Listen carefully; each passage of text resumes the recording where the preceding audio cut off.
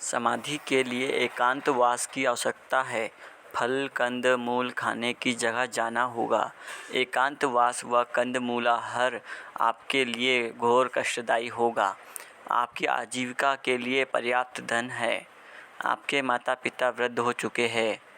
आपका उन्हीं के साथ रहना उचित होगा। इसके प्रतिवाद में पत्नी बोली, मेरे पिताजी विवाह के समय मुझसे यह प्रतिज्ञा कराए है कि मैं हर परिस्थिति में आपके साथ रहूं तथा आपकी सेवा करूं। क्या आपकी बात मानूं या पिताजी की बात मानूं? यह सुनकर नागराज जी के पास कोई तर्कसंगत उत्तर नहीं रहा। बस पुनः निवेदन किया, हम और आप किसी घने जंगल में जाएंगे तो वहाँ लकड़ी का घोंघट या कोई गुफा या कोई जीर्ण शीर्ण खंडहर रहने को मिल सकता है। वहाँ रहते हुए मैं कंदमूल लेने चला जाऊँगा और मुझे कोई क्रूर बाघ खा जाएगा, तब तुम क्या करोगी?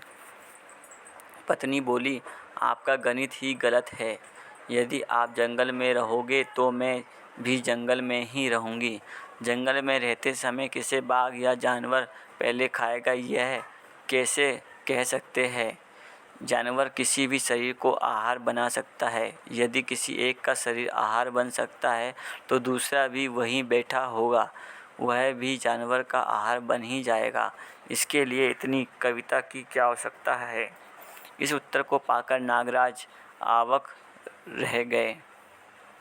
धर्मपत्नी से वार्तालाप के पश्चात नागराज ने अपनी पूजनीय माताजी से समाधि हेतु जंगल में जाने के लिए अनुनय विनय पूर्वक प्रार्थना की। माताजी उनके लिए पहले से ही गुरुतुल्य थी। जैसा पहले बताया जा चुका है, उन्हीं से नागराज ने श्री विद्या उपासना की दीक्षा, आयुर्वेद व ज्योतिष की शिक्षा ग्रहण किए थे। माताजी से आज्ञा मांगी तो वे भूरी भूरी आशीर्वाद के साथ बोली, तुम स्वविवेक से जो भी निर्णय लोगे उससे अच्छा तुम्हारे लिए निर्णय लेने वाला इस धरती पर और कोई नहीं है। मेरा आशीर्वाद है कि तुम जो प्रयत्न करोगे वह सदा सदा के लिए शुभ रहेगा। तुम उसमें सफल हो जाओगे। माताजी से आशीर्वाद लेने के पश्चात गुरुजी से अनुमति लेने का विचार किया। श्रृंगेरी पहुंचकर गुरुजी श्रृंगेरी मठ के शंकराचार्य श्री चंद्रशेखर भारती के सामने प्रस्तुत हुए तो देखा कि गुरुजी नेत्र मूंद कर ध्यान मग्न थे। बहुत इंतजार करने के पश्चात वापस रात्रि निवास स्थान लौट गए। अगले दिन श्री गुरुजी को उसी ध्यान मग्न मुद्रा में पाया तथा इंतजार के पश्चात फिर रात्रि निवास के लिए लौट गए। फिर तीसरे दिन गुरुजी ने नेत्र खोले और जिज्ञासु नागराज ने गुरुजी से प्रार्थना की तो उन्होंने आशीर्वचन दिया, तुम्हारा संकल्प ठीक है, तुम सफल हो जाओगे। नर्मदा किनारे भजन साधना करो। जिज्ञासु नागराज की खुशी का ठिकाना न था। तुरंत गुरुजी को प्रणाम कर लौट पड़े। इस तरह गुरुजी का आशीर्वाद भी मिल गया तथा साधना करने का स्थल भी निश्चित हो गया। परंतु कुछ देर बाद ही ध्यान में आया कि साधना करने का स्थल कहाँ निश्चित हुआ। नर्मदा का किनारा तो उसके उद्गम स्थल से लेकर सागर में सामने तक लगभग 2000 किलोमीटर है। फिर कहाँ साधना की जाए, इसका स्पष्टीकरण गुरुजी से लेना उचित मालूम नहीं हुआ। वैसे भी गुरुजी तो ध्यानमग्न हो गए होंगे तथा स्वविवेक से नर्मदा उद्गम स्थल अमरकंटक जाकर साधना करने का निश्चय किया। माताजी व गुरुजी की आज्ञा के पश्चात जिज्ञासु नागराज ने अपने पूज्य पिताजी के सम्मुख उपरोक्त प्रस्ताव रखा। पिताजी बोले, तुम वेद और अध्यात्म मानते हो तो हमारे जीवित रहने तक तुम्हारा जप तप यज्ञ व समाधि हमारी सेवा ही है। वेद विचार को ध्यान में रखते हुए इसका पालन करना ही तुम्हारा धर्म है। पिताजी की आज्ञा का तो पालन करना ही था। अतः जिज्ञासु नागराज ने उचित समय पर समाधि के लिए जाने का निश्चय किया। इस बीच ससुर से भी परामर्श लेना उचित समझा। वे बोले, तुम 60 वर्ष की आयु के बाद वानप्रस्थ जाना। आपकी आयु कितनी हो चुकी है? वे बोले, 62 वर्ष। जिज्ञासु नागराज ने धीरे से पूछ ही लिया, फिर आप यहाँ क्यों दिख रहे हैं? यह सुनकर वह निरुत्तर हो गए। सभी के परामर्श के फलस्वरूप समाधि के लिए अमरकंटक जाने की योजना प्रारंभ किया। पिताजी के वचनों को स्मरण रखते हुए अपने सभी क्रियाकलापों, लेन देन आदि सबको पूरा करने में लग गए। योजना के अंतर्गत साधना काल में पत्नी व बच्चों के भरण पोषण हेतु निजी संपत्ति को बेचकर धन एकत्रित किया। एक मित्र, जिसकी कोई संतान नहीं थी, लौटने का वादा करके सारा धन लेकर गया, किंतु फिर वापस नहीं आया। अमरकंटक जाने की योजना बर्बाद होते देख नागराज चिंतित होने लगे। पति को चिंतित देखकर पत्नी ने कहा, रुपए पैसे की इतनी ही चिंता थी तो संपत्ति को बेचा ही क्यों? साधना करने चलना है तो चलिए, मैं आपके साथ हूँ। मैं भी और बच्चे भी कंदमूल खाकर निर्वाह कर लेंगे। यह सुनकर युवा नागराज को बहुत संबल मिला। कुछ ही दिनों में, लगभग सन 1947 के अंत में, योग संयोग से माताजी का देहांत हो गया। उसके लगभग 1 महीने बाद पिताजी का भी देहांत हो गया। परिवार की परंपरा के अनुसार मरणोपरांत किए जाने वाले कर्मों की शिष्टता का निर्वाह 1 वर्ष तक किया। अंतोगत्वा नागराज अपनी पत्नी व एक पुत्री, जो लगभग 1 वर्ष की थी, के साथ दिसंबर के अंतिम दिनों में अग्रहार को छोड़कर मद्रास, आज चेन्नई, विशाखापट्टनम, बिलासपुर, पेंड्रा रोड मार्ग से अमरकंटक के लिए प्रस्थान कर दिए। इसके बाद इस सारी यात्रा में फिर 1 या 2 बार ही अग्रहार आना हुआ। अमरकंटक भारतवर्ष में तीर्थ स्थानों में जाकर कुछ पुण्य कमाने की परंपरा पुरानी है। मध्य प्रदेश के अनूपपुर जिला में मेकल पर्वत राशि में स्थित अमरकंटक केदारनाथ जैसा ही पर कुछ कम प्रचलित तीर्थ स्थान है। यहीं से ही नर्मदा नदी का उद्गम होता है, जो भारत की सदाबहार नदियों में एक है। जिस तरह उत्तर भारत में गंगा नदी की पूजा होती है, उसी तरह मध्य भारत में नर्मदा नदी को सम्मान दिया जाता है। देश के अन्य तीर्थ स्थानों की तरह आज अमरकंटक भी एक पर्यटन का स्थान होता जा रहा है। लगभग 10,000 की जनसंख्या वाले तथा घन जंगल में पहाड़ियों से घिरे इस स्थान में यात्रियों को ठहरने की उत्तम होटल तथा उनके मन को लुभाने के लिए सरकार द्वारा कई प्राकृतिक स्थलों का विकास किया जा रहा है। अमरकंटक पहुंचने के लिए अनेक साधनों का प्रयोग किया जाता है। पेंड्रा रोड से जीप अथवा कार से पहुंचा जा सकता है, जबकि जबलपुर शहडोल की ओर से बस द्वारा भी जाया जा सकते हैं। लाखों पर्यटक हर वर्ष नर्मदा उद्गम में स्नान के लिए आते हैं, परंतु आज से लगभग 65 वर्ष पहले अमरकंटक एक छोटा सा गांव था, जिसकी जनसंख्या लगभग 150 थी। उस समय अमरकंटक पहुंचने के लिए आधुनिक आवागमन के साधन नहीं थे। पेंड्रा रोड से हर वस्तु घोड़े से आती थी। युवा नागराज अपनी पत्नी के साथ बिटिया को लेकर एक साथ के सामान को घोड़े पर रखकर पेंड्रा रोड स्टेशन से लगभग 30-35 किलोमीटर बाघ युक्त घने जंगल के बीच पगडंडी से पैदल चलकर 30 दिसंबर 1949 की रात्रि के 8 बजे अमरकंटक पहुँचे। यहाँ एक धर्मशाला में, जिसका नाम रामबाई धर्मशाला था, रात्रि विश्राम किए। 1 जनवरी 1950 के सूर्य दर्शन हुए। उन दिनों अमरकंटक में बहुत ठंड पड़ती थी। यहाँ की धरती झाड़ियाँ सफ़ेद चादर ओढ़ी हुई सी लगती थी। प्रातः ही नर्मदा मंदिर गए और नर्मदा कुंड में स्नान किया। कुछ राहत सी तो महसूस हुई, परंतु साथ ही आगे की अपने लक्ष्य के लिए यात्रा का भी विचार आया। यहाँ आते ही लोगों ने उन्हें पहले मद्रासी साधु और फिर उनके व्यवहार व कार्यकलाप को देखकर महाराज कहकर बुलाना आरंभ कर दिया था। महाराज नागराज सोचने लगे, मैं अमरकंटक को निर्जन वन मानकर आया, किंतु यहाँ भी कुछ लोग निवास कर रहे हैं। क्या इससे अधिक निर्जन वन की ओर जाना होगा या साधना के लिए यहीं रहना होगा? इन विचारों के साथ यहाँ के लोगों का रहन सहन, बातचीत व सोच विचार की ओर ध्यान देना शुरू किया। धीरे धीरे पता चला कि सर्वाधिक प्रौढ़ व बुजुर्ग लोग सवेरे नर्मदा में स्नान करते थे, तत्पश्चात घर जाकर खाने पीने के बाद बीड़ी, सिगरेट और तंबाकू आदि का सेवन करते तथा ताश और चौपट खेलते रहते थे। कुछ ऐसे भी लोग थे जो गांजा व भांग का भी सेवन करते थे।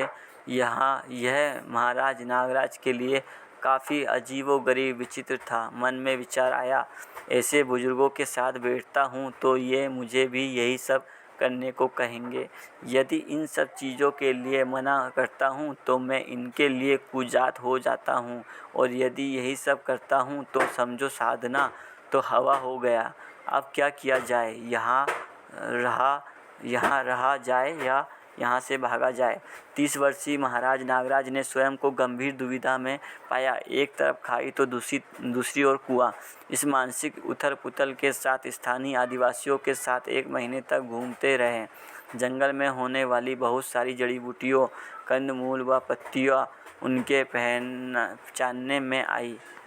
जो नहीं पहचानते थे उन्हें वहाँ के वनवासियों के साथ बातचीत से समझते रहे। उन दिनों नर्मदा किनारे बहुत ब्राह्मी होती थी, जिसका गुण वर्णन आयुर्वेद में पढ़ा था। इस विधि से महाराज नागराज इस निष्कर्ष पर पहुँचे कि अमरकंटक में कंदमूल खाकर जीवित तो रहा जा सकता है, परंतु लोगों के साथ कैसे रहे? हमेशा की तरह उन्होंने इस संकट को भी धर्मपत्नी के सामने रखा। पत्नी ने सुझाया, क्यों परेशान होते हो? उन लोगों को अपना कार्यक्रम करने दो, उनको अपना जीवन जीने दो। आप अपना कार्य करो। तुम सवेरे से शाम तक साधना करो, तुम्हारे पास कोई आएगा ही नहीं, तुम किसी के पास जाना नहीं। यह सुनकर महाराज नागराज प्रसन्न हुए। अमरकंटक के निवासियों के साथ तालमेल हुआ तो एक नया संकट आ खड़ा हुआ। सन 1950 में पक्की सड़क, आज की तरह मोबाइल फ़ोन और दूरदर्शन की सुविधा न होते हुए भी यह बात दूर दूर तक फैल चुकी थी कि एक मद्रासी साधु ग्रस्त होते हुए भी समाधि प्राप्त करने की हिम्मत कर रहे हैं। उन दिनों अमरकंटक गंभीर साधना स्थल के लिए जाना जाता था तथा अनेक साधु व साधक इस अस्तित्व के मर्म को समझने के प्रयास में लगे रहते थे। कुछ ने तो इस बात को उपहास की तरह लिया और कुछ ने अहंकार पर चोट समझा कि जो उपलब्धि उन्हें संसार के सुख सुविधाएं त्याग कर भी नहीं हुई, वह गृहस्थ का सुख सुविधा भोगते हुए कोई इसकी कल्पना कैसे कर सकता है? यह मानकर कहीं किसी ने उन्हें भटका तो नहीं दिया, और यह समझाने के लिए वह अपना समय बर्बाद न। एक साधु हल्द्वानी से चलकर अमरकंटक महाराज नागराज से मिलने आए। कहा, देखिए, इस तरह से स्वयं को, धर्मपत्नी को और छोटे बच्चों को कष्ट देने को समाधि प्राप्त हो ही नहीं सकती, देने से कोई उपलब्धि नहीं होने वाली। शास्त्रों में यह स्पष्ट वर्णन है कि गृहस्थ व्यक्ति को समाधि प्राप्त हो ही नहीं सकती, तो फिर इस तरह जीवन नष्ट करने का क्या औचित्य है? महाराज नागराज ने विनम्रता से निवेदन किया, मैंने इस जीवन को अपनी जिज्ञासाओं के उत्तर पाने में लगाने का निर्णय लिया है।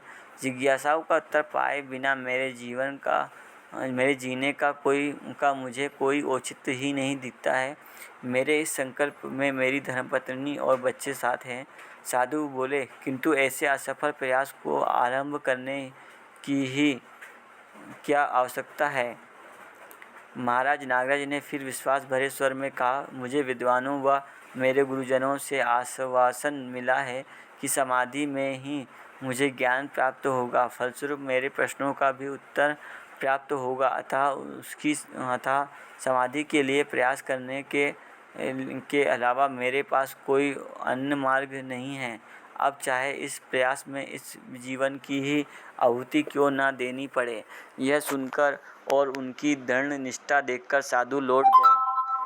साधना, इस प्रकार सारी बातें सोच विचार कर, जांच परख कर स्वविवेक पूर्वक निर्णय लिया कि आरंभिक स्थिति में सवेरे 6 बजे से शाम 6 बजे तक साधना करेंगे।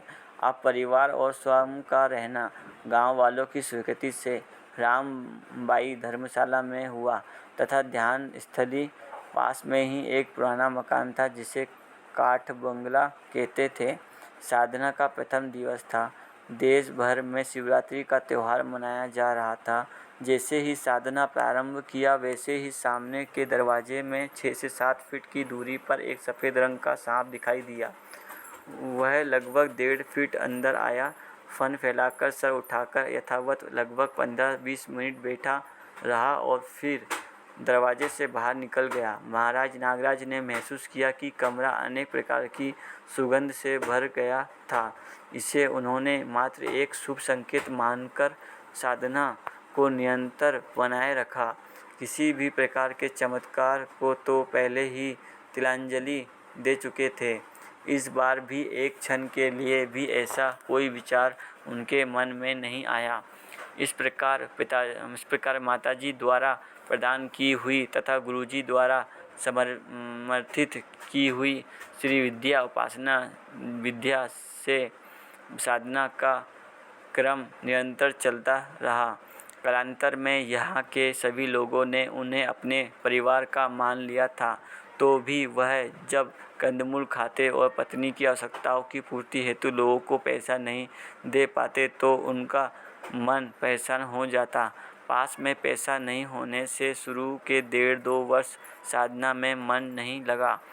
अग्रहार में जो मित्र सारा धन लेकर भाग गया था उसका स्मरण बार बार विचलित करता था। इस स्थिति में भी पत्नी की बातों ने उत्साह वर्धन किया। उन्होंने कहा, पैसे का इतना ही ख्याल था तो साधना करने ही क्यों आए? तुम साधना करो, बाकी मैं संभालती हूँ। धर्मपत्नी के साथ हुए उपरोक्त वार्तालाप को स्मरण कर इस सम्मानजनक संबंध को पहचानते हुए महाराज नागराज ने अपने को अत्यधिक सौभाग्यशाली माना। अपनी पत्नी को एक वरदान के रूप में स्वीकार किया। वह देख पाए कि पिछले लगभग 8 वर्षों में विवाह से लेकर अमरकंटक आने तक वह अपनी पत्नी के अभिभावक के रूप में रहे थे और अब उनकी धर्मपत्नी उनके अभिभावक के रूप में प्रस्तुत होने लगी थी। यह भूमिका उनकी पत्नी ने फिर साधना काल से जीवित रहने तक 2009 निभाई। आज 25 फरवरी 2014 सवेरे भी जब बातचीत के दौरान इस बात का संदर्भ आया तो आदरणीय बाबाजी ने इस बात को बताया कि उनकी साधना में पहले 30 वर्ष उनकी माताजी का, तत्पश्चात उनकी धर्मपत्नी का तथा पत्नी के बाद उनकी बिटिया सुश्री अम्बा जी का महत्वपूर्ण योगदान रहा। उसके बाद उन्होंने अपनी पत्नी को महात्मा कहकर संबोधित करना आरंभ कर दिया था। कुछ दिन बाद अकस्मात बच्ची का देहांत हो गया। इस घटना को भी उस समय की स्वयं की आस्था प्रधान मानसिकता से इसे नियति मान सहज स्वीकार किया। इस तरह धीरे धीरे डगमगाती स्थिति में कंदमूल खाते हुए साधना क्रम आगे बढ़ने लगा। आने के लगभग 1.5 वर्ष बाद की बात है कि गांव वालों ने आज घेरा। बोले, आपको हम इस तरह से कंदमूल खाते नहीं देख सकते, आपको हम खाना खिलाएंगे। नागराज ने कहा, यदि आप लोग मेरी साधना में बाधा बनते हो तो मैं यहाँ से चला जाऊँगा। अब गांव वालों को महाराज नागराज व परिवार की निष्ठा पर विश्वास हो गया था और वे नहीं चाहते थे कि महाराज नागराज अमरकंटक को छोड़े। अतः गांव वालों ने मिलकर महाराज नागराज के लिए जंगल में एक ज़मीन का भाग उनके लिए तय कर दिया। आरंभ में गांव वालों ने ही मिलकर उस खेत को जोता, बोया, काटा और अनाज घर में लाकर रख दिए। बाद में उसी पैदावार को लगाकर ही महाराज नागराज ने और खेत बनाया तथा और अधिक पैदावार बढ़ाया। ना ही पैसा लाए ना ही पैसा लगाए, वहीं पैदा किया वहीं लगाया। तब भी बहुत काल तक दिन में एक समय तो कंदमूल ही खाते थे, जो क्रम बच्चों के होने बाद भी चलता रहा।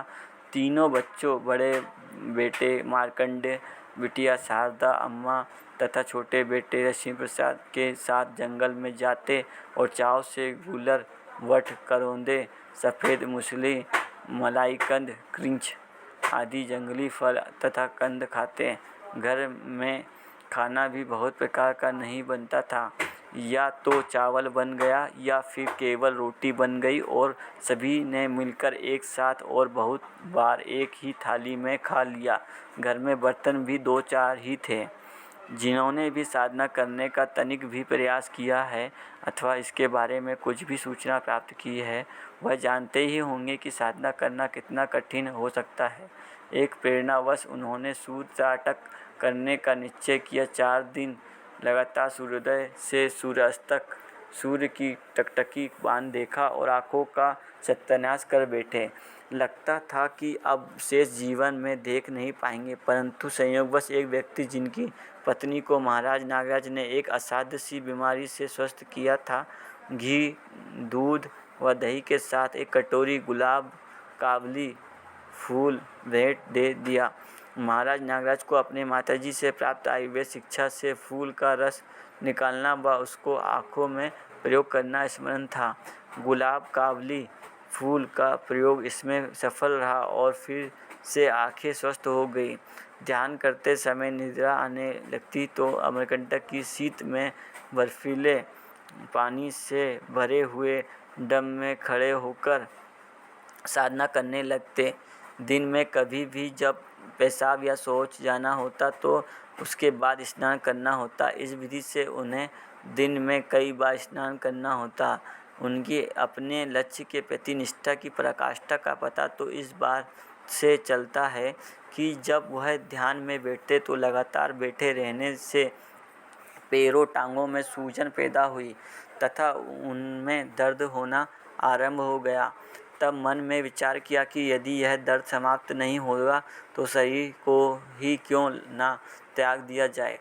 शरीर यदि साधना में साथ नहीं देता तो किस काम का।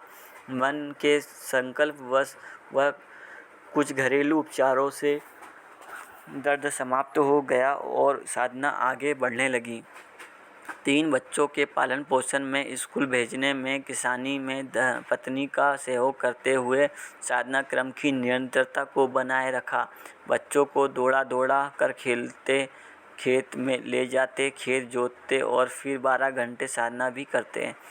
पत्नी घर की देखभाल, देखरेख, गाय पालन, घर खर्च व सेवा की जिम्मेदारी संभालती।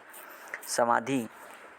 शास्त्रों में आगम तंत्र उपासना से 3 शक्तियों के जागरण की बात लिखी है, क्रिया शक्ति, इच्छा शक्ति एवं ज्ञान शक्ति। परंतु इन शक्तियों के जागरण से क्या होता है, इसका महाराज नागराज को अधिक स्पष्ट सूचना नहीं थी तो बस गहरी आस्था, प्राणी गुरुतुल्य माताजी व गुरुजी द्वारा प्रदान की हुई साधना विधि में साधना क्रम के प्रथम चरण में प्रार्थना व पूजा पाठ विधि प्रार्थना रही, जिसके लगभग 5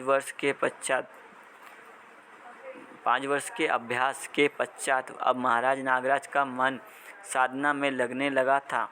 द्वितीय चरण में ध्यान विधि प्रधान रही, पर पूजा पाठ व अर्चना साथ साथ रही। इसमें परिपक्व होते होते अगले 5 वर्ष में पूजा पाठ व अर्चना प्रार्थना शनै कम होती गई तथा लगभग 12 घंटे तक लगातार ध्यान लगने लगा। साधना क्रम के अगले 5 वर्षों में ध्यान की स्थिति 12 घंटे से बढ़कर 18 घंटे तक होने लगी तथा पूजा पाठ, अर्चना और प्रार्थना की आवश्यकता समाप्त हो गई। अगले लगभग 5 वर्षों में ध्यान समाधि में विलय होने लगा और साधना के लगभग 20 वर्ष होते होते 12 से 18 घंटे अवधि की समाधि स्थिति बनने लगी। समाधि संपन्न होने का ज्ञान समाधि के अंतरण शरीर, चेतना तथा चलने फिरने की क्रियाओं द्वारा ही होता था। समाधि में शरीर संवेदनाओं का ज्ञान नहीं रहता था, देश और समय का भी ज्ञान नहीं रहता था, समाधि का स्मरण ही बना रहता था। एक बार ऐसा हुआ कि समाधि के दौरान एक कानून आया जिससे कमरे का दरवाज़ा जो मात्र दीवारों से अटका हुआ था गिरा तथा महाराज नागराज की कमर से जा टकराया और एक नुकीला भाग कमर में घुस गया। रक्त भी बहने लगा, किंतु समाधि की स्थिति रहने तक उन्हें इसका कुछ भी पता नहीं चला। समाधि के अंतर शरीर के अध्यास होने के पश्चात ही चोट का एहसास हुआ तथा उसका उपचार किया। समाधि के बारे में महाराज नागराज ने अपना अनुभव कुछ इस प्रकार से वर्णन किया। समाधि की स्थिति में मैंने पाया कि मेरा आशा, विचार और इच्छा जो दौड़ता रहता था कि मुझे कुछ चाहिए, मुझे कुछ करना है, मेरे पास कुछ है, ये तीनों पूर्णतया चुप हो गए। भूत व भविष्य की पीड़ा और वर्तमान के विरोध समाप्त हो गया। इससे हमको समझ में आया कि हमको समाधि हुआ। समाधि से पहले जिस व्यक्ति ने हमारा पैसा हड़प लिया था, उसके प्रति विरोध बना रहता था, अब उसके प्रति विरोध समाप्त हो गया। इसको हमने उपलब्धि माना, परंतु मेरी जिज्ञासा शांत नहीं हुई, प्रश्नों के उत्तर नहीं मिले। संयम। महाराज नागराज ने स्वीकार किया कि समाधि तो हुई, परंतु जिस लक्ष्य के प्राप्ति हेतु साधना की थी वह तो प्राप्त नहीं हुआ था। इस इंतजार में कि किसी भी दिन उन्हें उनकी जिज्ञासाओं का उत्तर मिल सकता है, या ज्ञान या ब्रह्म ज्ञान हो सकता है। प्रतिदिन 12 से 18 घंटे समाधिस्थ होते समय रहे। इस प्रकार कई महीने उत्तर ज्ञान अथवा ब्रह्मज्ञान के इंतजार में बीत गए, परंतु समाधि में उनको ब्रह्म ज्ञान नहीं हुआ। फिर शंका हुई कि मुझे समाधि हुई या नहीं हुई, इसको कैसे जांचा जाए। मेरे कहने पर कि समाधि में ब्रह्मज्ञान नहीं होता कौन मानने वाला है, क्योंकि शास्त्रों में तो लिखा है कि यह समाधि में ब्रह्मज्ञान होता है ना। इसको कैसे प्रमाणित किया जाए कि मुझे समाधि हुई है। इस मानसिक स्थिति में स्मरण आया कि शास्त्रानुसार समाधि की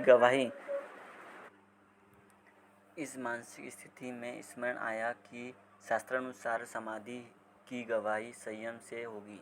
पतंजलि योग सूत्र में संयम विधि का उल्लेख है, परंतु महाराज नागराज ने योग सूत्र में उल्लेखित विधि को उलटकर संयम करने का निश्चय किया। यहाँ नागराज ने योग सूत्र में उल्लेखित विधि को उलटकर संयम करने का निश्चय किया। यहाँ महाराज नागराज ने फिर स्वविवेक से विधि का निर्माण किया। उन्होंने तो इस शरीर यात्रा को शास्त्राध्ययन में से उत्पन्न हुई शंकाओं के निवारण हेतु अर्पित करने का संकल्प लिया ही हुआ था। अपने लक्ष्य को पाने की ही धुन लगी हुई थी। अतः पतंजलि योग सूत्र जो अपर्याप्त को प्राप्त करने जैसा अथवा सिद्धि जैसा प्रतीत हुआ, उसे अज्ञात को ज्ञात करने के लिए उलटकर प्रयोग किया। धारणा, ध्यान, समाधि त्रयम् एकत्रत्वात् संयम सूत्र को उलटकर समाधि, ध्यान, धारणा त्रयम् एकत्रत्वात् संयम सूत्र तैयार किया। इस विधि से अगले लगभग 2 वर्ष में संयम क्रिया संपन्न हुई। 5 वर्ष तक संयम क्रिया करते रहे और अंततोगत्वा लक्ष्य की प्राप्ति हुई। अज्ञात ज्ञात हुआ। धीरे धीरे समस्त अस्तित्व अपने वास्तविक स्वरूप में दिखाई पड़ने लगा, समझ में आने लगा। संयम में स्थित होने के पश्चात अस्तित्व को समझने की प्रक्रिया का वर्णन महाराज नागराज ने कुछ इस तरह से किया। धीरे धीरे प्रकृति अपने आप उमड़ कर सामने आने लगी। धरती अपने स्वरूप में आई, वनस्पतियाँ अपने स्वरूप में आई, जीव संसार अपने स्वरूप में आया, मानव संसार अपने स्वरूप में आया। पहले धरती आई, फिर ऐसी अनंत धरतियाँ आई। यह कोई महीने भर चला होगा। जैसे सिनेमा में देखते हैं वैसा मुझको संसार दिखता रहा। इसके आगे चलने पर एक चट्टान, फिर उसके विस्तार में जाने पर जैसे चूना पिघलता है वह पिघला और पिघल कर के फैला और फैल करके फैलते फैलते उस जगह में आ गया जहाँ उसका हर भाग स्वचालित स्थिति में था। इस स्वचालित वस्तु को मैंने अनेक परमाणुओं नाम दिया। ऐसा मैंने परमाणु को देखा। एक दिन मैं संयम में देखता हूँ परमाणु अपने आप एक लाइन में लग गए। 1, 2, 3, 4 उन्हें मैं गिन सकता था। कुछ संख्या के बाद परमाणुओं का अजीर्ण होना मिला। जो परमाणु अपने में से कुछ परमाणु अंशों को बहिर्गत करना चाह रहे हैं, उनको मैंने अजीर्ण नाम दिया। उससे पहले कुछ परमाणुओं को भूखे परमाणुओं के रूप में देखा। वे परमाणु अपने में कुछ और परमाणु अंशों को समा लेना चाह रहे हैं। इन दोनों तरह के परमाणुओं के मध्य में मैंने एक ऐसे परमाणु को देखा जो अपने पुंजाकार में घूम रहा है, जबकि बाकी सब परमाणु अपनी जगह में हैं। जब उस परमाणु को देखा तब पता लगा इसकी गठन तृप्ति हो गई है। इस तृप्ति परमाणु को गठनपूर्ण परमाणु नाम दिया। यही चैतन्य इकाई है, जीवन है। रसायन तत्वों के मूल में गए तो उनके मूल में है जल। किसी भी धरती पर पहला यौगिक वस्तु जल ही है। जल धरती पर ही टिकता है। धरती को मिलकर जल अम्ल और क्षार बन जाता है। किसी निश्चित अनुपात में अम्ल और क्षार मिलकर पुष्टि तत्व होता है। किसी निश्चित अनुपात में मिलकर वे रचना तत्व होते हैं। इसको देखा। उसके बाद प्राणकोशा के स्वरूप में देखा। प्राणकोशा के मूल रूप में यौगिक क्रिया के स्वरूप में अपने सम्मुख में आते हुए चित्र के रूप में देखता रहा। इसमें मुझे बहुत खुशहाली होती रही। इस तरह हर वस्तु का विस्तार में अध्ययन होता रहा। इसके अलावा पढ़ने को चाहिए ही क्या, यही पढ़ने की वस्तु रही। ऐसा पढ़ते पढ़ते मानव आ गया। मानव में प्राणकोशा से रचित शरीर को देखा, समझा। प्राणकोशा पहले स्पष्ट हुए। प्राणकोशा कैसे बनते हैं? प्राणकोशा के मूल में प्राणसूत्र, प्राणसूत्र के मूल में पुष्टि तत्व और रचना तत्व। पुष्टि तत्व को प्रचलित भाषा में प्रोटीन तथा तत्व को हार्मोन कहा जाता है तथा रचना तत्व को हार्मोन कहा जाता है। प्राणसूत्रों में जब श्वसन और प्रश्वसन की प्रक्रिया शुरू होती है तो उनमें एक खुशहाली दिखाई देती थी। उस खुशहाली के साथ उनमें एक रचना विधि उभर के आ जाती थी। उस रचना में वे संलग्न हो जाते थे। उसके बाद बीज वृक्ष न्याय विधि से उनकी परंपरा बनी। उस खुशहाली से प्राणसूत्रों में परिवर्तन से दूसरी रचना विधि निकली।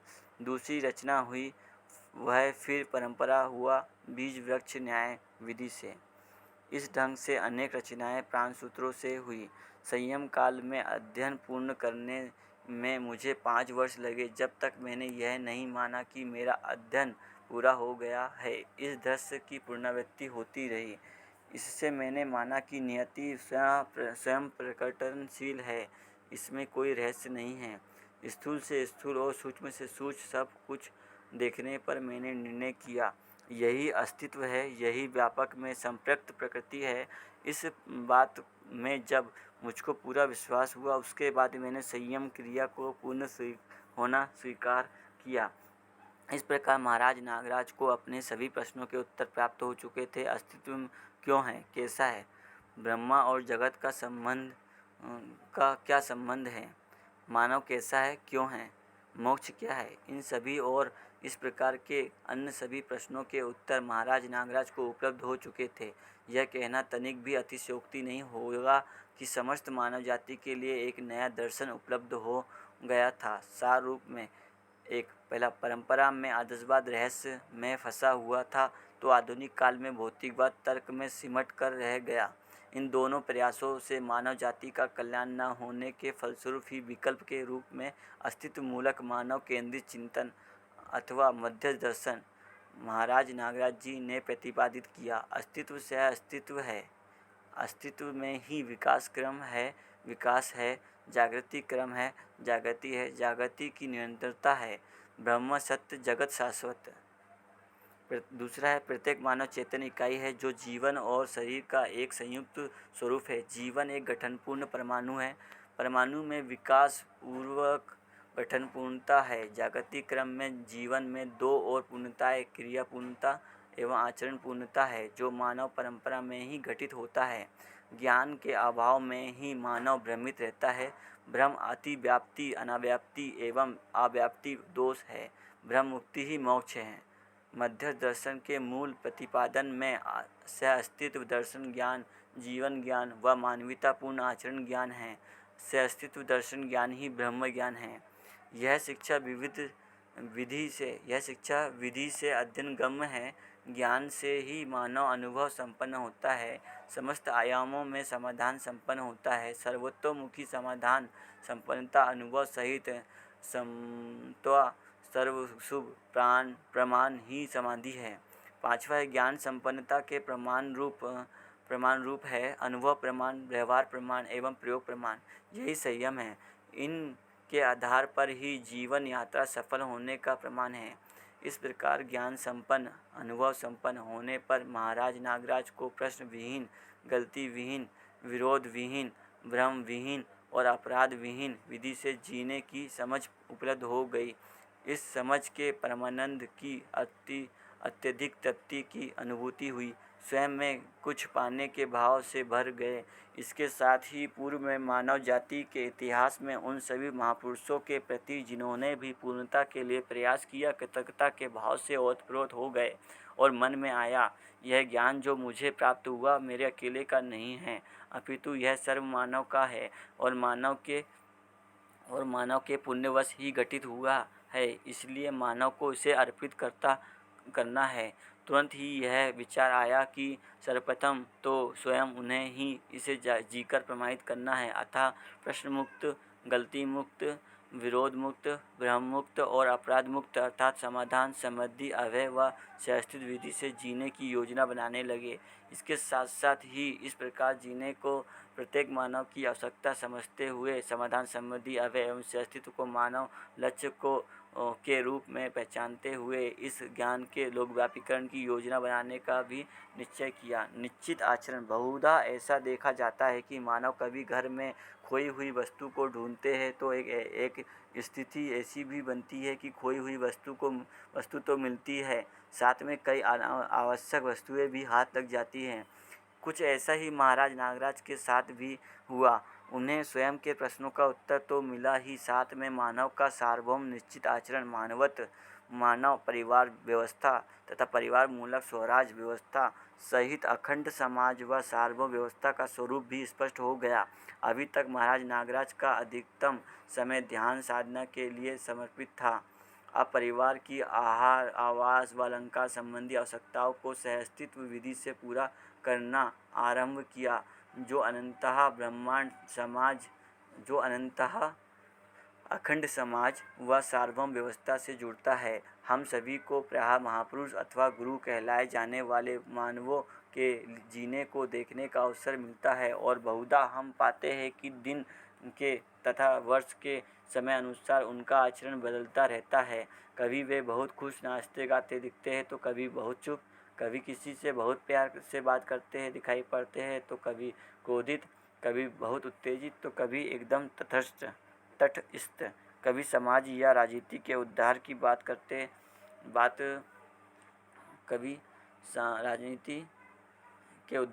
करते हैं तो कभी संसार को मोह माया बताकर त्यागने की, कभी सार्वजनिक जीवन जीते दिखाई पड़ते हैं तो कभी एकांतवास अथवा अज्ञातवास में चले जाते हैं।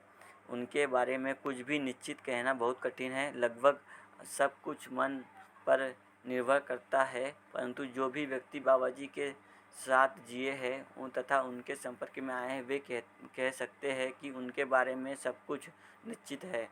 यहाँ तक कि उनके ध्यानाकर्षण का तरीका भी, अर्थात डांटना। उनसे वार्तालाप करते हुए किसी जिज्ञासु के विचारों की प्रस्तुति में यदि तालमेल का अभाव दिखता तो तुरंत वह उसकी और तीव्र ध्वनि द्वारा ध्यान दिलाते, जो डांटने जैसा प्रतीत होता है। जैसा ऊपर ध्यानाकर्षण किया गया है, जागृत मानव का आचरण निश्चित होता है, जिसे सार्वभौम मानवतापूर्ण आचरण कहते हैं। उनके जीने में मानवतापूर्ण आचरण प्रमाणित हुआ है। यदि उनके संबंध एवं संपर्क में आए प्रत्येक मानव के साथ बाबाजी द्वारा किए व्यवहार का यह वर्णन घटनाओं के रूप में किया जाए तो इस पुस्तक का आकार अत्यधिक बड़ा हो जाएगा और यह कार्य भी दीर्घकालीन हो जाएगा, परंतु उनके जीने में और सभी के साथ व्यवहार में जो एक निश्चित तरीका रहा है, उसके संक्षिप्त वर्णन से ही उनके आचरण की झलक हमें साफ साफ दिखाई पड़ती है। स्वाधन के लिए उत्पादन के बारे में बहुधा लोगों ने उनसे यह कहते हुए सुना है कि वह इतने तरीके जानते हैं जितने लोगों के सर पर बाल। इसका कुछ प्रमाण वे युवा उम्र में कई हुनर सीखकर वह उत्पादन कार्य जैसे सिलाई, बढ़ईगिरी, गोपालन, कृषि, कुम्हारी, लोहारगिरी इत्यादि करके दे चुके थे। अमरकंटक में उन्होंने प्रधानतः कृषि को स्वाधन का साधन बनाया।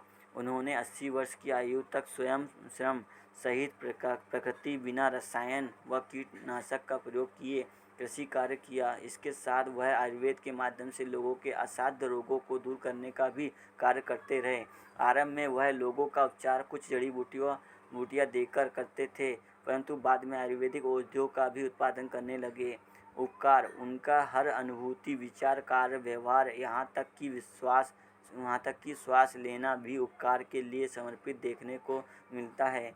3 आयामों में उपकार को देखा जा सकता है: समझे हुए, यथार्थता, वास्तविकता एवं सत्यता को समझाना, सीखे हुए मतलब हुनर को सिखाना तथा किए हुए कार्य को कराना। इसमें भी अखंड समाज, सार्वभौम व्यवस्था हेतु एवं समकालीन परिस्थितियों में मानव में समझ के अभाव को देखते हुए समझाना प्राथमिकता में आता है।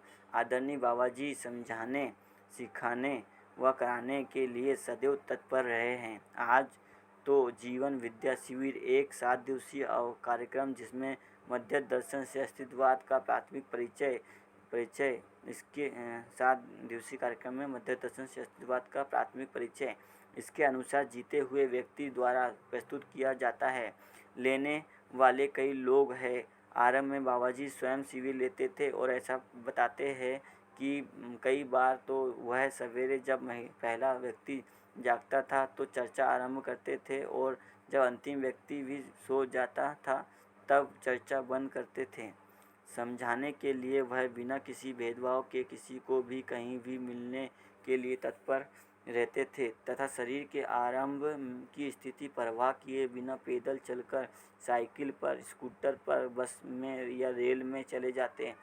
जिसने जहाँ सोने के लिए बता दिया वहीं सो गए तथा जैसा खाना शुद्ध शाकाहारी दिया वैसा ही खा लिए।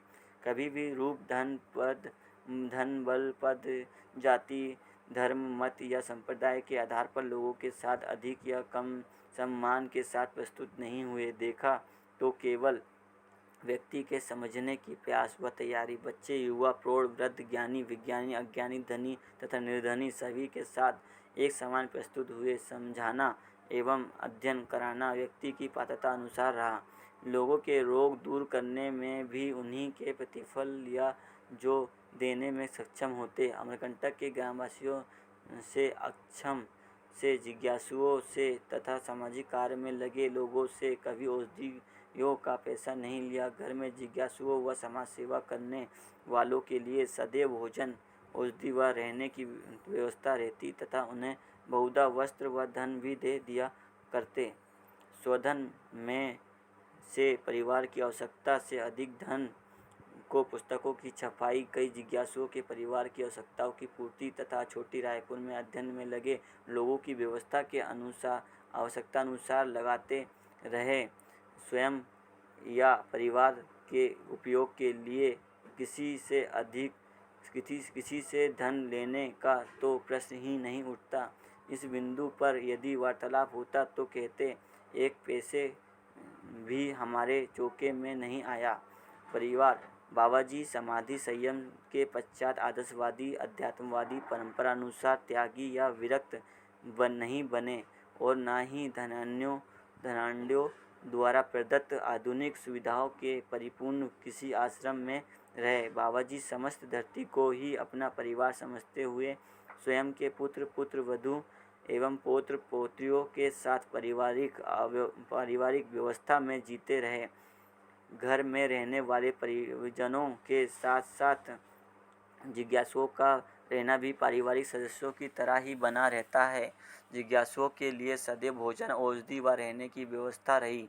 न्यायपूर्वक विधि से परिवार के सदस्यों के साथ जीते रहे हैं। सभी पारिवारिक सदस्यों को दर्शन समझने के लिए प्रेरित करते रहे, किंतु ऐसा तय नहीं किया कि पहले उनके परिवार के सदस्य ही समझ ले, तभी अन्य को समझाया जाए। जो भी मानव समझना चाहे उसके लिए वे सदैव तत्पर रहे हैं, चाहे फिर वह साथ रहने वाले परिवार का सदस्य हो या वृहद परिवार का। सबसे बड़े पुत्र श्री नरसिंह जिन्हें साधना से पहले अपने ससुर के पास भेज दिया था, बेंगलुरु में रह रहे हैं। घर में रहने वाले सदस्यों में बड़े पुत्र श्री मार्कंडेय जी, दादा भाई व उनकी पत्नी श्रीमती सुनीता जी, पुत्री सुश्री शारदा अम्बा जी, जिन्हें सभी अम्बा दीदी के रूप में जानते हैं ना, छोटे पुत्र श्री लक्ष्मी प्रसाद जी मुन्ना भाई व उनकी पत्नी श्रीमती पूजा जी, दादा भाई अमरकंटक नगर पंचायत में कार्य करते हैं तथा लक्ष्मी प्रसाद जी का अपना एक वर्कशॉप है जिसमें वे लोह कार्य फैब्रिकेशन करते हैं। अम्बा जी ने संकल्प लिया कि वे बाबा जी की सेवा तथा दर्शन की स्थापना में इस शरीर यात्रा को अर्पित करेगी, अतः उन्होंने विवाह नहीं किया। सुश्री अम्बा जी बाबा जी की घोर सेवा के साथ साथ घर में आए जिज्ञासुओं के भोजन व रहने की व्यवस्था तथा बाबा जी के आयुर्वेदिक कार्य में भी सहयोग करती है। घर में सभी मिलकर, जिनमें घर की महिलाएं तथा जिज्ञासु भी शामिल है, रसोई घर व घर की अन्य व्यवस्थाओं को संभाल लेते हैं। अम्बा जी को स्मरण है कि जब वह तथा भाई छोटे थे तो पिताजी अर्थात बाबा जी किस तरह कंधों पर बैठकर पानी की धारा पार कराकर स्कूल छोड़ते थे, कृषि कार्य करते थे तथा दवाइयाँ बनाते थे। बाबा जी उन सबके साथ सुबह चाय पीते, दौड़कर खेलते, एक ही थाली में मिलकर खाना खा लेते।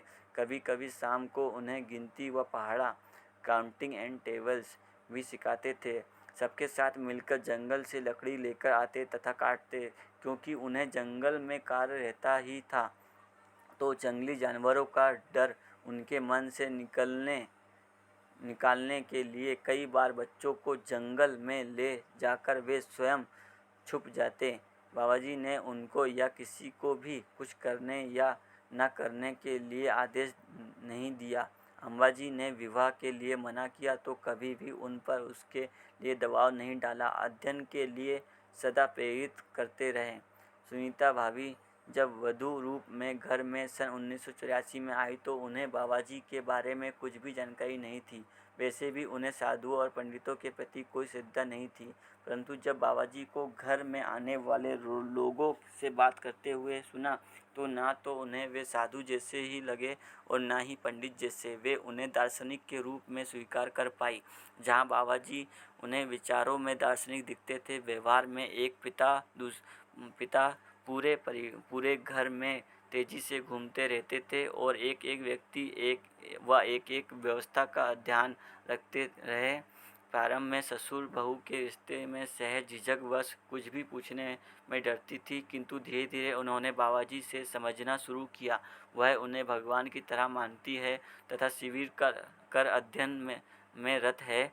जहाँ नवेली दुल्हन के रूप में 1985 में समझ नहीं पाई थी कि उन्हें अधिक प्यार के कारण या फिर अन्य कारण से घर का कोई कार्य कराया नहीं जाता था, आज घर की व्यवस्था में महत्वपूर्ण भूमिका निभाती है।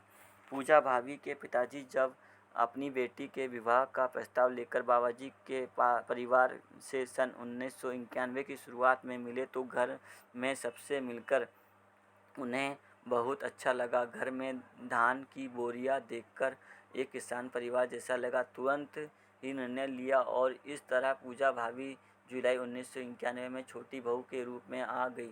यहाँ आकर ही उन्हें बाबाजी की विद्वता के बारे में पता लगा। बाबाजी उन्हें कभी एक परंपरागत ससुर की तरह नहीं लगे।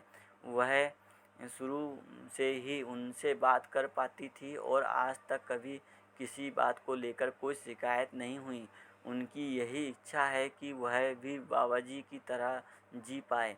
जिस तरह उन्होंने परिवार वालों के साथ तथा अन्य आए हुए लोगों के साथ मधुर संबंध के साथ जिए हैं, वे इस तरह के जीने को बनाकर रख पाए। वह भी घर परिवार की जिम्मेदारियां निभाने के साथ साथ शिविर कर चुकी है तथा अध्ययन की ओर ध्यान दे रही है। श्री मार्कंडेय जी बाबाजी को अपने पिता के रूप में पाकर अपने जीवन को सार्थक व धन्य मानते हैं तथा उन्हें अपने गुरु के रूप में देखते हैं। परिवार में परंपरा है कि सभी को श्रृंगेरी मठ के शंकराचार्य जी द्वारा दीक्षा दी जाती है, परंतु किसी कारणवश शंकराचार्य जी से दीक्षा संभव न होने की स्थिति में पिताजी से ही दीक्षा ली जाती है। बचपन में उन्होंने बाबाजी की समाधि की स्थिति को इस तरह से देखा कि जब बाबाजी ध्यान की स्थिति में होते तो उन्हें स्वयं के शरीर का ज्ञान नहीं रहता था।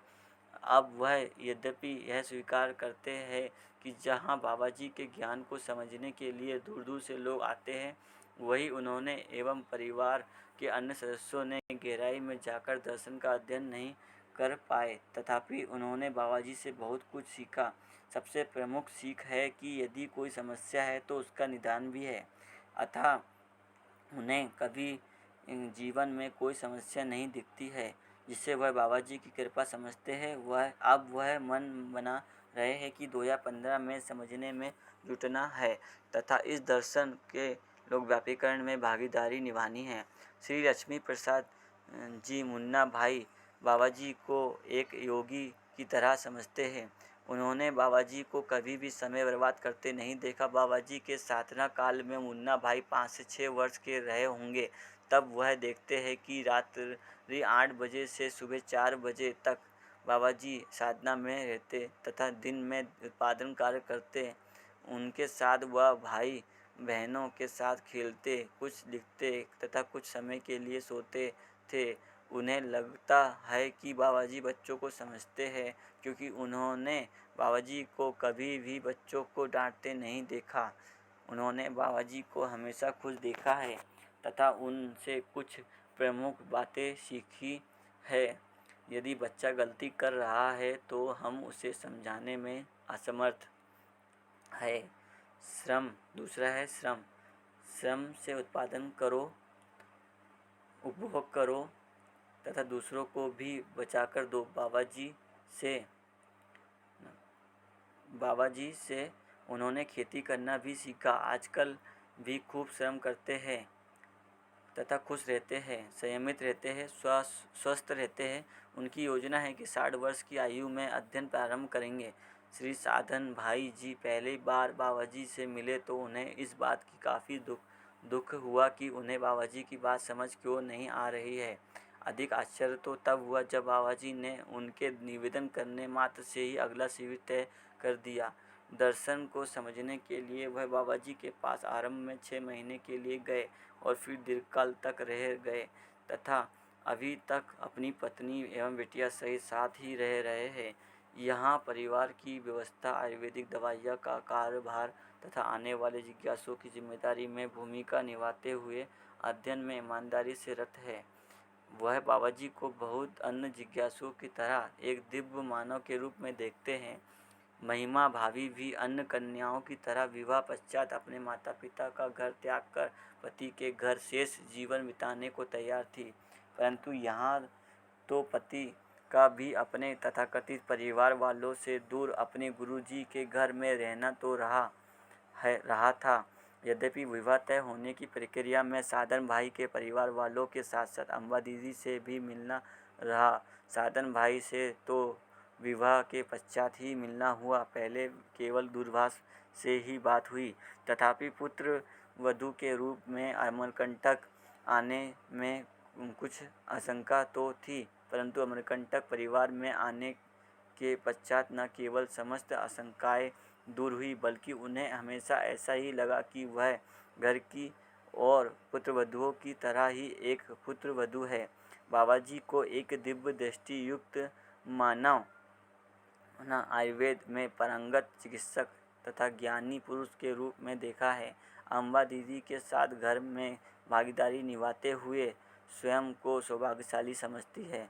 परिवार के सदस्यों की तरह किसी को भी परिवार में कुछ ही समय रहने से बाबाजी का चारों आयामों अनुभव, विचार, व्यवहार व कार्य तथा 5 स्थितियों स्वयं, परिवार, समाज, राष्ट्र व अंतर्राष्ट्र में जीने का स्वयं स्वरूप स्पष्ट होने लगता है तथा वह एक साथ ज्ञानी, गुरु, परिवार, समाज मानव तथा व्यवस्था मानव के रूप में दिखते हैं। सामाजिकता। बाबाजी ने सामाजिक जीवन में एक मर्यादा को बनाकर रखा। कभी भी किसी रोगी से अथवा जिज्ञासु से केवल अकेले में नहीं मिले।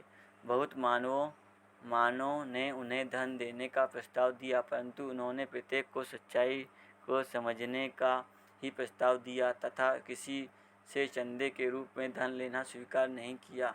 अध्ययन में लगने के पश्चात जिन मानवों ने भी व्यवस्था में तन मन धन का योगदान देना चाहा, उसका स्वागत किया तथा उसे प्रयोजन के अर्थ में अर्पित कर दिया। जैसा ऊपर वर्णन किया जा चुका है, बाहर का पैसा घर परिवार में कभी नहीं आया। वह हर क्षेत्र में कार्य करने वाले मानवों से मिले, जैसे कि विज्ञानी, तकनीकी, आयुर्वेदिक, कानून, कृषि, शिक्षा आदि। सभी से उनके क्षेत्रों के बारे में बात करते तथा साथ ही समझने का प्रस्ताव भी रख देते तथा शिविर करने की घोषणा की प्रेरणा देते। शिविर किए लोगों को अध्ययन व समझ कर जीने के लिए प्रेरित करते। लोग व्यापीकरण, समाधान एवं समृद्धि का प्रमाण प्रस्तुत करते हुए जीते हुए एवं स्वयं में सुख, शांति, संतोष तथा आनंद की निरंतर अनुभूति सहज आदरणीय बाबा नागराज जी।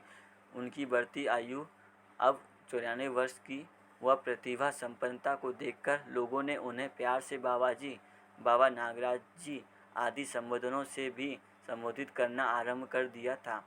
निरंतर चिंतन करते कि किसी प्रकार से यह ज्ञान या समझ सर्वसुलभ हो।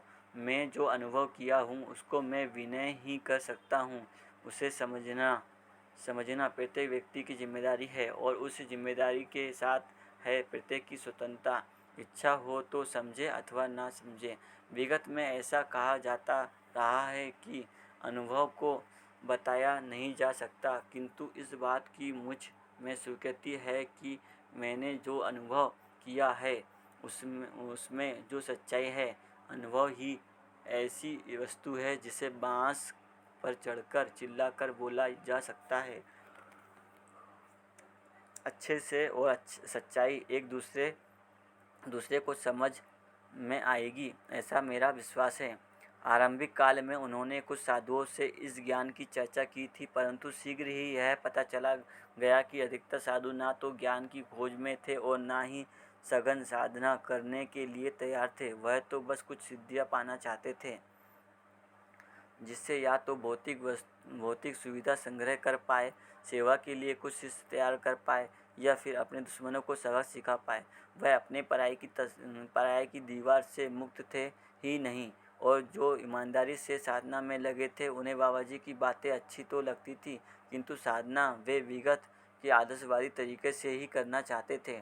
परम सत्य सह अस्तित्व सहज अनुभव मूलक प्रमाण बोध पूर्वक चिंतन विधि से उन्होंने परिवार, समाज, शिक्षा, राजनीति, धार्मिकता, व्यापार व प्रकृति इत्यादि की तत्कालीन स्थिति को देखते कई मुद्दों पर विचार किया, जिनको निम्न तरह से संक्षिप्त में वर्णित किया जा सकता है। पहला है परंपरा की समीक्षा व सही प्रस्ताव। परंपरा में इसके पहले किसी को अनुभव हुआ ही नहीं होगा ऐसा तो नहीं कहा जा सकता, परंतु किसी भी धार्मिक परंपरा को देखने से इसका प्रमाण ना तो लिखित रूप में और ना ही व्यवस्था रूप में जीने में मिलता है। इस बात का सम्मान है कि परंपरा में बुजुर्गों ने अपनी तरह से योगदान दिया, घोर ताप, साधना व परिश्रम किया तथा तत्कालीन परिस्थितियों के अनुसार उपदेश भी दिया। उन सभी महापुरुषों के प्रति कृतज्ञता का भाव सहज है, जिन्होंने भी मानव जाति को सही जीने की प्रेरणा दी। परंतु आज विश्व में, समाज में, परंपरा में, धार्मिक समुदायों में अनेकानेक गलतियां, अपराध व युद्ध संघर्ष दिखाई पड़ते हैं। मानव जाति में उनको और अधिक प्रकट करने से कुछ उपलब्धियां नहीं होगी। ना तो गलती को गलती से, अपराध को अपराध से और युद्ध को युद्ध से रोका जा सकता है, और ना ही इसका इनका विरोध करने से इनको मिटाया जा सकता है। अतः सही का प्रस्ताव देना ही मानव जाति के लिए उचित होगा। इस प्रकार बाबा नागराज जी ने मानव जाति की संपूर्ण आवश्यकताओं को निम्न प्रकार से पहचाना का है। प्रत्येक मानव में स्वस्थ मानसिकता उदय, मानवतापूर्ण विचार के लिए शिक्षा की वस्तु के रूप में लाभोन्मादी अर्थशास्त्र, भोगोन्मादी समाजशास्त्र तथा कामोन्मादी विज्ञान मनोविज्ञान के स्थान पर आवर्तनशील समाज अर्थशास्त्र, व्यवहारवादी समाजशास्त्र तथा संचेतनावादी मनोविज्ञान प्रतिपादित किया। ख प्रत्येक मानव परिवार के कार्यक्रम के लिए संग्रह सुविधा के स्थान पर न्याय, समाधान और समृद्धि। ग सामाजिक शांति एवं सर्वसुख राजनीति के लिए शक्ति केंद्रित शासन के स्थान पर समाधान केंद्रित अखंड समाज व्यवस्था। घ प्रत्येक मानव की भौतिक आवश्यकताओं की पूर्ति के अर्थ में हुनर के लिए विखंडनवादी प्रकृति असंतुलनवादी विज्ञान के स्थान पर सह अस्तित्ववादी प्राकृतिक संतुलनवादी विज्ञान। ढ बौद्धिक समाधान एवं सामाजिकता के लिए द्वंद्वात्मक भौतिकवाद, संघर्षात्मक जनवाद तथा रहस्यात्मक आदर्शवाद के स्थान पर समाधानात्मक भौतिकवाद, व्यवहारात्मक जनवाद तथा अनुभवात्मक अध्यात्मवाद से अस्तित्ववाद। च रहस्यमूलक ईश्वर केंद्रित मान्यता तथा अस्थिरता अनिश्चितता मूलक वस्तु केंद्रित चिंतन के स्थान पर अस्तित्व मूलक मानव केंद्रित चिंतन। दूसरा है शिशु। हर मानव संतान जन्म से ही जिज्ञासु होता ही है, न्याय की अपेक्षा करता ही है, सही कार्य व्यवहार करना चाहता ही है तथा स्वयं स्फूर्त विधि से सत्य वक्ता रहता ही है। यह हर मानव संतान में सर्वेक्षित रहता है और हर मानव सर्वेक्षित करता है। इस प्रकार प्रत्येक मानव में समाधान, न्याय, धर्म व सत्य को जानने एवं तदनुसार जीने की अपेक्षा बनी ही रहती है, जिसके लिए मानव परंपरा में समाधान, न्याय, धर्म, सत्य स्थापित होने की आवश्यकता है। तीसरा है उद्गार समाधान एवं समृद्धि से जीते हुए उन्होंने स्वयं में निरंतर इन उद्गारों को पाया। भूमि स्वर्ग हो, मानव देवता हो, धर्म सफल हो तथा नित्य शुभ हो। चौथा है सर्वसुख की कामना। मानव में सर्वसुख की कामना व अपेक्षा विगत काल से ही रही है। प्रत्येक मानव में बौद्धिक समाधान व भौतिक समृद्धि चिरापेक्षित है। किसी भी मानव का लक्ष्य विहीन कार्यक्रम सर्वेक्षित नहीं होता है तथा प्रत्येक मानव सुख, शांति, संतोष एवं आनंद अनुभूति चाहता है। पांचवा है परंपरा में ऐसा माना जाता रहा है कि प्यासा कुएं के पास जाता है। बाबा जी ने विचार किया कि आधुनिक युग में तो पानी को घर घर पहुंचाना संभव हो गया है, अतः उन्होंने भी इस ज्ञान को लेकर लोगों के पास जाने का निश्चय किया। छठवां है भीड़ या बहुलीकरण। उन्होंने देखा कि अभी तक कोई भी महापुरुष परंपरा में ज्ञानी होने का प्रमाण उपलब्ध नहीं है। उनके बहुत से शिष्य उनको मानने वाले तथा नाम से कुछ समुदाय तो सर्वेक्षण में आते हैं। इस धरती पर स्वर्ग तभी संभव हो पाएगा जब अनुभव संपन्न मानवों की परंपरा स्थापित हो जाए। अतः अपने पास बहुत अधिक भीड़ एकत्रित करने की अपेक्षा केवल उन्हीं जिज्ञासुओं को अनुभव बोध कराने का निश्चय किया, संकल्प लिया जिनके लिए समझना प्राथमिक हो गया था। आज अनेक व्यक्ति अध्ययन व तदनुसार जीने में लगे हुए दिखते हैं। सातवां है साधना या अध्ययन विधि। अभी तक परंपरा में ज्ञान प्राप्ति के लिए साधना, तपस्या, समाधि का ही रास्ता बताया गया है। आखिर उन्हें भी तो उनके गुरुजनों ने तथा बुजुर्गों ने समाधि की ही प्रेरणा दी थी। प्रत्येक मानव सुखी होना चाहता है, जो अनुभव संपन्नता से ही संभव है। परंतु जब साधुजन ही विरक्तिवादी साधना के लिए तैयार नहीं दिखाई पड़ते तो अन्य मानवों के बारे में क्या कहा जाए। हर कोई तो परंपरागत साधना के लिए तैयार होगा नहीं। फिर समाधि से अनुभव तक पहुंचना एक अनिश्चित यात्रा है। जबकि आज लगभग प्रत्येक मानव संतान 20 वर्ष से अधिक आधुनिक शिक्षा में लगाता है, क्यों ना इसे शिक्षा की वस्तु के रूप में तैयार किया जाए और अध्ययन विधि विकसित की जाए, जिससे प्रत्येक मानव संतान जब शिक्षण संस्थान से निकले तो समझदारी संपन्न हो, अतः अध्ययन विधि को विधिवत रूप में और उसके लिए संपूर्ण अध्ययन की वस्तु को व्यवस्थित रूप में प्रस्तुत करने का निश्चय किया। अध्ययन विधि। बाबा नागराज जी ने इस तथ्य को पहचाना कि कोई भी मानव सहज ही यह स्वीकार कर पाए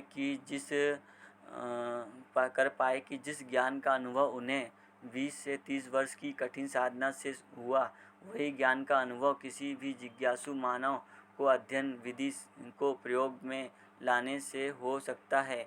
उसके लिए जिज्ञासु में 2 बातों का विश्वास होना अति आवश्यक होगा। प्रथम तो उसको यह विश्वास हो कि वे बाबाजी ज्ञान संपन्न हैं। द्वितीय यह कि जैसा वह समझे, जैसा उनको अनुभव हुआ, उसका यथार्थ वर्णन कर पाए, अनुभव को शब्दों के द्वारा व्यक्त कर पाए। अन्यथा परंपरा में मानव जाति को विश्वास करने के लिए कोई आधार, कोई प्रमाण उपलब्ध नहीं है।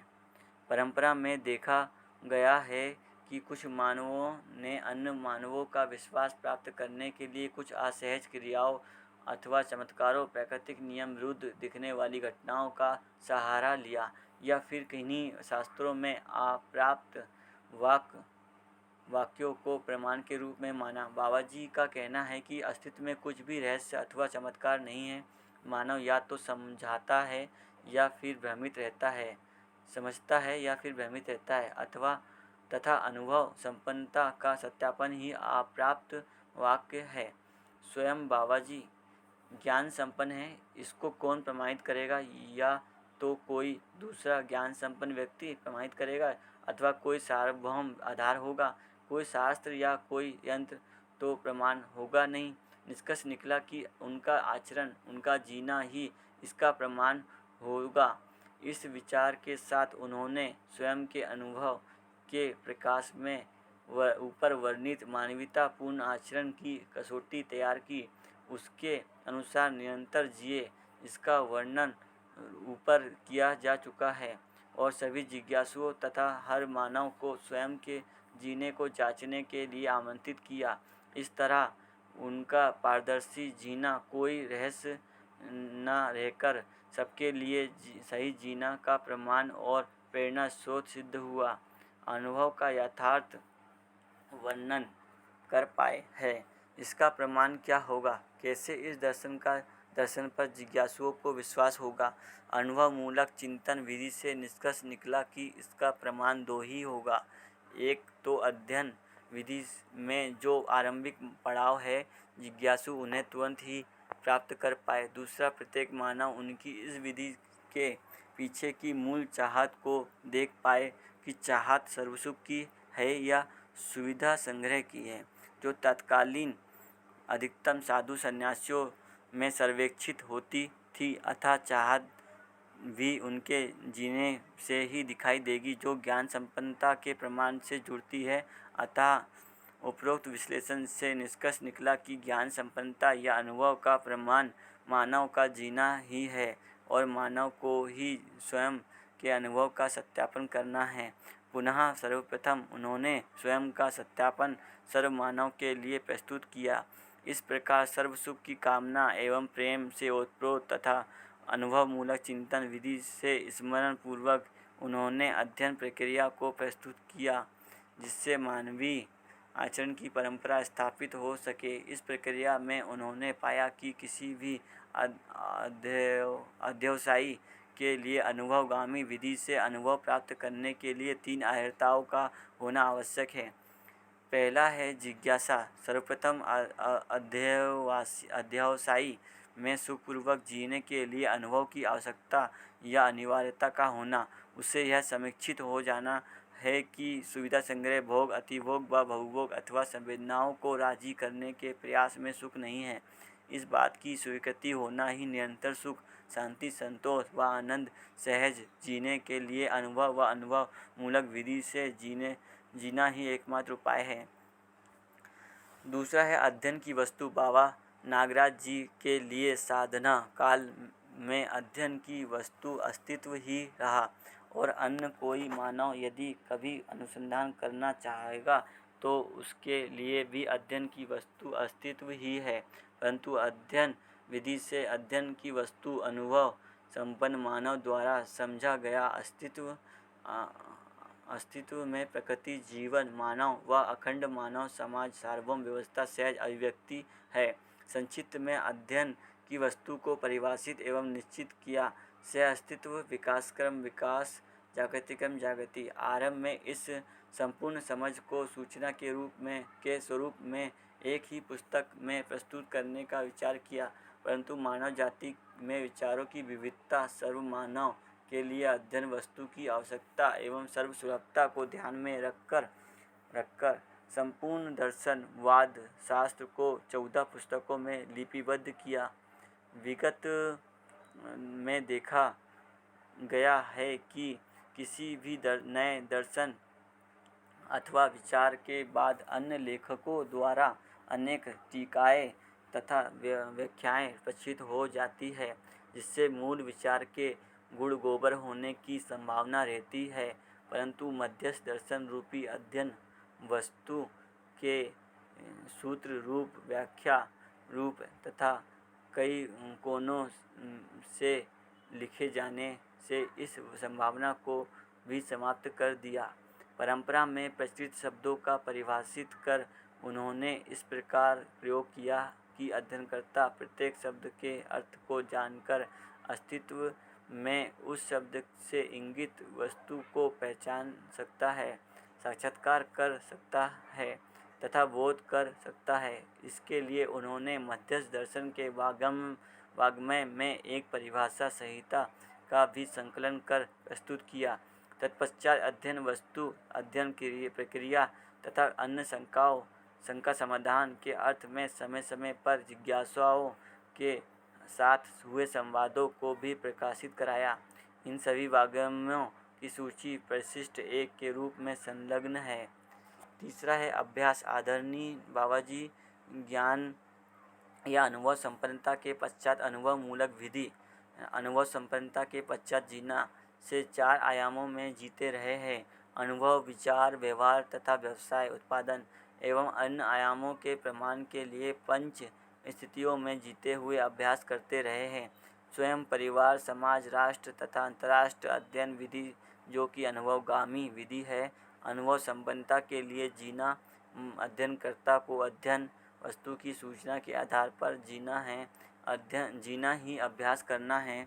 जिज्ञासु को अनुभव के लिए 3 आयामों में जीने का अभ्यास करना है, विचार, व्यवहार तथा व्यवसाय। पठन अथवा श्रवण करते हुए संपूर्ण अध्ययन वस्तु की सूचना ग्रहण करना है।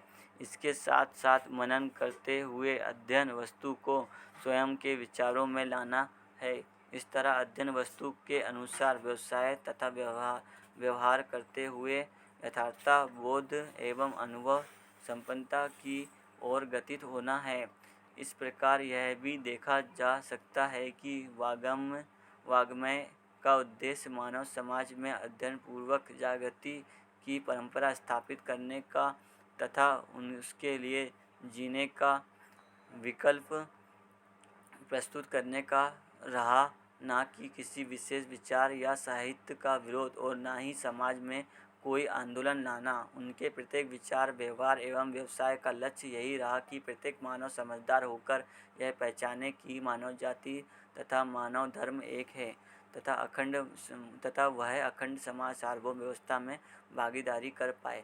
उपरोक्त अध्ययन प्रक्रिया द्वारा प्रत्येक मानव अनुभव संपन्न हो सकता है तथा यह प्रक्रिया शिक्षा द्वारा सर्वसुलभ हो सकती है। इसके लिए उन्होंने 3 योजनाओं को प्रस्तुत किया। एक है जीवन विद्या योजना। उसमें अध्ययन वस्तु से अवगत होने तथा जीवन के होने की सामान्य जानकारी। जब तक अध्ययन वस्तु तथा अध्ययन प्रक्रिया समाज में प्रचलित शिक्षा प्रणाली में स्थापित नहीं हो जाती, वस्तुतः शिक्षा प्रणाली को अध्ययन प्रक्रिया अनुसार व्यवस्थित होने की आवश्यकता है। तब तक प्रत्येक प्रौढ़, युवा व किशोर को शिविर के माध्यम से अध्ययन वस्तु को उपलब्ध करने की योजना प्रस्तुत की। पुनः बाबाजी ने स्वयं शिविर लेना प्रारंभ किया तथा कुछ ही अवधि में अन्य कई लोग शिविर लेने की योग्यता से संपन्न हुए। दूसरा है मानव चेतना विकास मूल्य शिक्षा योजना। शिक्षा के मानवीकरण हेतु अध्ययन वस्तु को शिक्षण संस्थानों के पाठ्यक्रम में शामिल करने हेतु प्रस्तुत करना। इसके लिए देश विदेश की कई शिक्षण संस्थानों में प्रयोग हो रहे हैं। तीसरा है परिवार मूलक स्वराज व्यवस्था योजना। परिवार को समाज की मूल इकाई के रूप में व्यवस्थित होने हेतु इसके अंतर्गत उद्देश्य है कि मानव परिवार इस तरह जी पाए कि वह अखंड समाज सार्वभौम व्यवस्था से जुड़ता हो। आज कई परिवार इस प्रकार के जीने को लेकर प्रयोग कर रहे हैं। इसके अंतर्गत 10 सोपानी व्यवस्था का प्रावधान है, जिससे बिना धन व्यय किए एक परिवार तथा ग्राम परिवार से लेकर संपूर्ण विश्व तक की प्रतिनिधित्व प्रक्रिया को सुनिश्चित किया जा सकता है तथा धरती पर मानव धर्म सफल एवं धरती स्वर्ग हो सकती है। इस तरह बाबा जी का जीना ही दर्शन व प्रमाण है। उन्होंने किसी नए समुदाय, पंथ, मिशन या संप्रदाय का आरंभ नहीं किया अपितु सर्व मानव के चेतना विकास हेतु सार्वभौम अस्तित्व मूलक मानव केंद्रित चिंतन दिया, जिसमें सर्व मानव अध्ययन विधि से ज्ञान संपन्न या अनुभव संपन्न हो स्वयं सुख से जी सकते हैं तथा अन्य मानवों के सुखी होने में भागीदारी निभा सकते हैं। सुदूर विगत से मानव की अपेक्षा भूमि स्वर्ग हो, मानव देवता हो और सफल हो सकती है। उपसंहार। इस पुस्तक को लेखन के समापन अवसर अवगत 2015 को आदरणीय बाबाजी द्वारा तथा उनके मार्गदर्शन में मानवीय परंपरा तथा मानवीय शिक्षा संस्कार के लिए किए गए कार्यों पर दृष्टि डालते हैं। जीवन विद्या शिविरों के माध्यम से मध्य दर्शन से 80,000 से अधिक व्यक्तियों का अध्ययन वस्तु से परिचय हुआ। परिचय शिविर करने तथा कराने वाले लोगों की संख्या में उत्तरोत्तर वृद्धि हो रही है। साथ ही 6 माह, 1 वर्षीय, 2 वर्षीय तथा 3 वर्षीय अध्ययन शिविरों की संख्या तथा उनमें प्रतिभागी लोगों की संख्या भी बढ़ रही है। इससे यह सिद्ध होता है कि धरती पर मानवीय शिक्षा परंपरा की प्यास सभी को है। स्वयं के सत्यापन के अनुसार दर्शन समझकर अनुभव तथा प्रमाण के लिए प्रयासरत है तथा कुछ मानव विकल्प के अनुसार जीते हुए मानवीय शिक्षा एवं मानवीय परंपरा हेतु प्रयासरत है। कुछ परिवार स्वयं स्फूर्त विधि से परिवार मूलक स्वराज व्यवस्था के लिए विकल्प के अनुसार जीते हुए अध्ययन करने तथा अध्ययन कराने में विभिन्न स्थानों में प्रयासरत है। इनमें दिव्य पथ संस्थान, अमरकंटक अभ्युदय संस्थान, छोटी रायपुर छत्तीसगढ़, बिजनौर उत्तर प्रदेश, कानपुर उत्तर प्रदेश, इंदौर मध्य प्रदेश तथा बुल्ढाना महाराष्ट्र में सुचारू रूप से अध्ययन व्यवस्था है।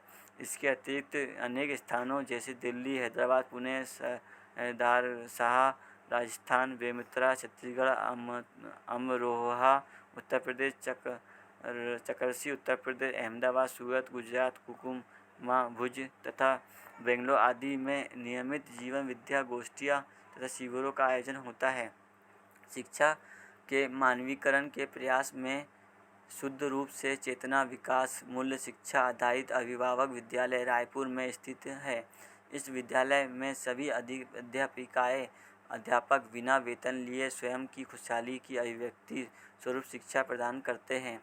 छत्तीसगढ़ शिक्षा विभाग द्वारा कक्षा 1 से 5 तक की चेतना विकास मूल्य शिक्षा पुस्तकों का प्रकाशन किया गया है, जिनका अध्यापन सभी शासकीय स्कूलों का अनिवार्य भाग है। शिक्षा विभाग के अधिकारी व शिक्षक नियमित रूप से छोटी में अध्ययन के लिए आते रहते हैं। आदरणीय नागराज जी द्वारा प्रस्तुत मध्य दर्शन वाग्मय आधारित चेतना विकास मूल्य शिक्षा प्रारंभिक कोर्स के रूप में देश विदेश के लगभग 30 शिक्षा संस्थानों में दी जा रही है। इससे तथा उपरोक्त सभी बिंदुओं से संबंधित विस्तृत जानकारी www.मध्यस्थ-दर्शन.info वेबसाइट से प्राप्त की जा सकती है। तो दोस्तों, यहाँ पे अस्तित्व मूलक मानव केंद्रित चिंतन बनाम मध्य दर्शन से अस्तित्ववाद वागमय सूची। तो यहाँ पे जो कुछ दर्शन की पुस्तकें हैं, दर्शनवाद, शास्त्र, संविधान की, तो इसकी भी आपको अगर ऑडियो बुक चाहिए तो आप मुझे आपने सुना, इसके लिए बहुत बहुत धन्यवाद। आप मुझे कमेंट्स करके बताएं कि आपको कौन सा वाग्मय की आपको ऑडियो बुक सुननी है और ये उसमें मुझे क्या और सुधार करना है ना, और अपने लोगों तक पहुँचाए जो अगर इस चीज़ से जुड़े हुए हैं। तो चलिए, सभी का धन्यवाद। मिलते हैं हम लोग नेक्स्ट ऑडियो बुक में या कुछ नए दूसरे वीडियो में।